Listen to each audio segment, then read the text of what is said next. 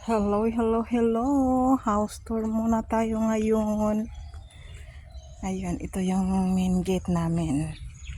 So, ito yung gate na maliit. At kailangan dito ka mag-doorbell para ikay mabuksan. Ayan guys, dito talaga madalas dumadaan sa kusina. Pag importante doon naman. Ayun, may decoration kami kasi nga may party. Ito yung mga garden namin. Ayan guys.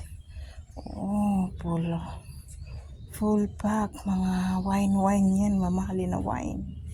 Ayun, organic French. Kasi bukas, big event. Today is birthday sa akong bossing. May 4, ayan. Yung likod. Tapos may falls doon.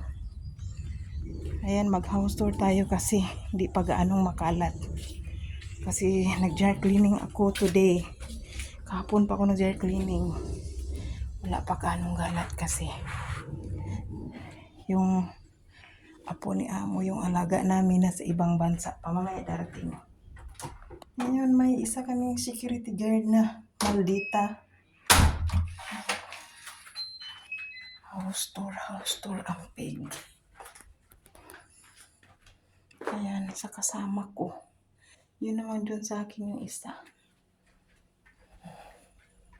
Ito yung hallway. May malit kami storage. Malaki naming ref. Ayan yung kusina namin. Yan, i-ref din yan. Oh, parang cabinet, no? Okay. Ayun. Ito yung dining table namin. Dining table nila amo. Diba, mayroon kaming may regalo si amo Vani sa anak niya. Ayun, nandoon yung falls namin, swimming pool. Ito yung sofa namin, hindi pa nilagay doon sa labas kasi umuulan. O diba, napaka linis, walang kalat ngayon, tinago. Dahil may party.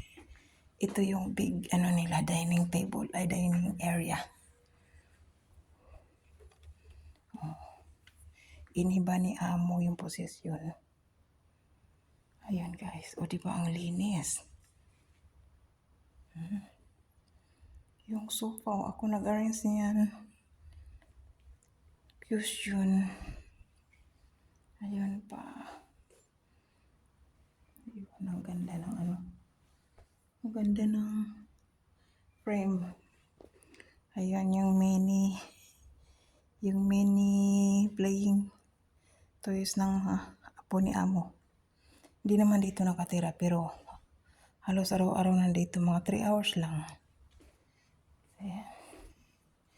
Ito yung bahay nila, ang laki. Ayun, yung bilyaran. Yung bilyaran nila. Yung sofa iniba din. Ayun. Yun yung sa labas kanila lang kinabit yan.